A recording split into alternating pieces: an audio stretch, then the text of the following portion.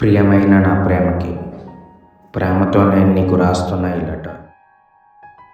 లైఫ్లో కొంతమంది ఉంటారు, వాళ్ళు మన లైఫ్లో ఎంత స్పెషల్ అనేది వాళ్ళు దూరం అయ్యాక మాత్రమే మనకు అర్థమవుతుంది.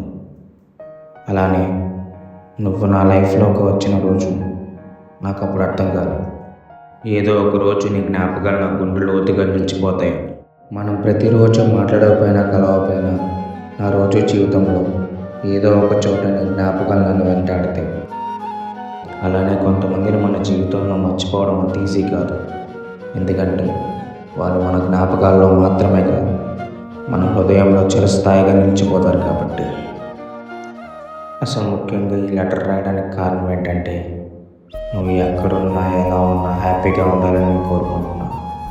ఎందుకంటే ప్రేమ అంటే కలిసి ఉండడం మాత్రమే కాదు, దూరంలో ఉన్నా కూడా ఒకరి హ్యాపీనెస్ కోసం తప్పించిపోవడం.